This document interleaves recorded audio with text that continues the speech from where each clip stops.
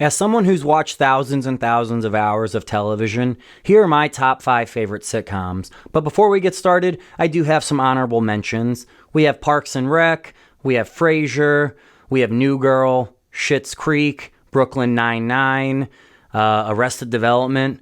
All of them great shows, but unfortunately they just couldn't crack the top 5. Coming in at number 5, we have Modern Family. I just watched this one a few months ago from start to finish, and I absolutely loved it. Over the years, I'd seen episodes here and there, but I never sat down and watched it like that. And I just loved the writing on this show. The three families, you have Claire and Phil, Mitch and Cam, Gloria and Jay, plus all the kids. It was just a great show, and I loved how you got to see the characters, grow over the years and how their development played out.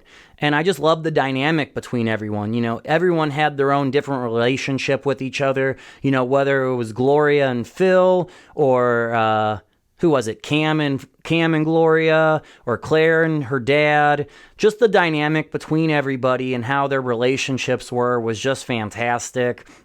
And I think what I really liked about it too was there was a lot of one-liners and innuendos that were meant for like adults, but kids could still watch that show. So the writing on that show was just absolutely top-notch.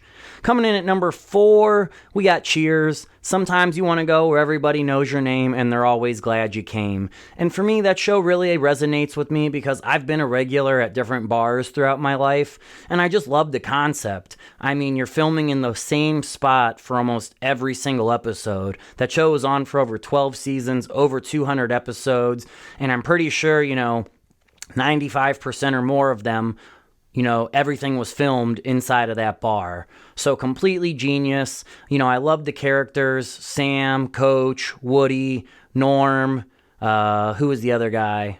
Cliff Clavin, Carla.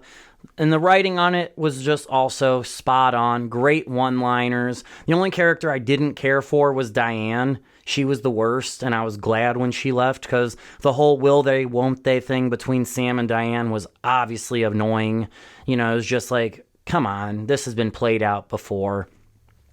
But overall, just one of my favorite shows, really identifiable. Was devastated when I found out Coach died. I was watching it and I lived at my parents' house, and I told my mom, I was like, yeah, I'm getting into Cheers. And she goes, did Coach die? And I go, what the hell you mean Coach die? So R.I.P. Coach, but Woody Boyd did a great job of replacing him. Spot on, same kind of character, same writing, same delivery, just all around great show.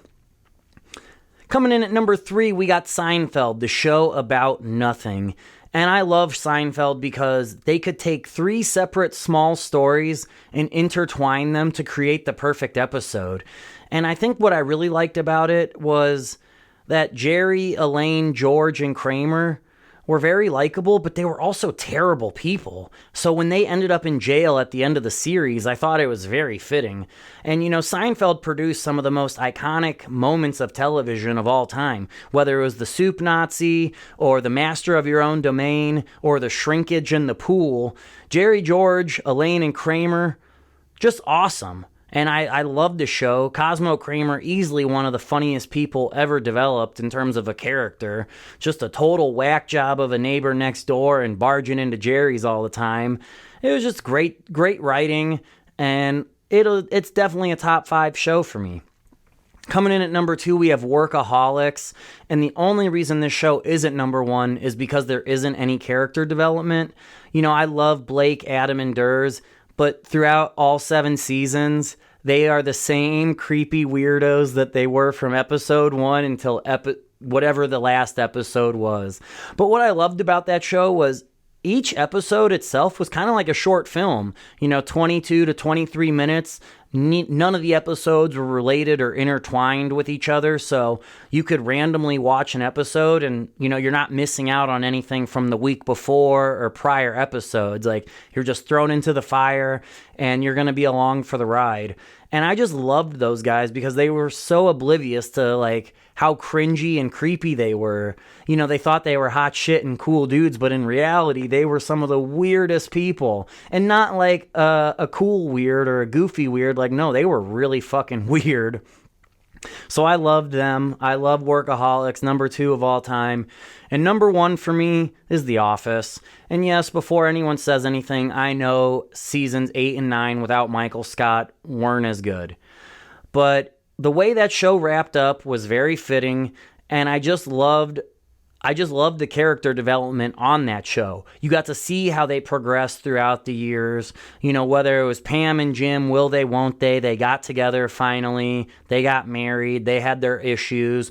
Dwight in his pursuit for becoming the manager. And then Michael Scott, the greatest TV character of all time. His intentions were good, but he had the worst delivery. He had no self-awareness, no empathy. But at the end of the day, he meant well, and I think that's just what was really likable about him. So many great episodes, whether it was the dinner party with Jan, the stress relief, the koi pond, Scott's Tots. I could keep rambling on and on about it. I've watched The Office from start to finish at least 6 or 7 times. The ultimate comfort show, in my opinion. It's something you could put on. You don't really have to pay a whole lot of attention to after you've seen it a bunch, but you're still going to laugh, and it's just a great show.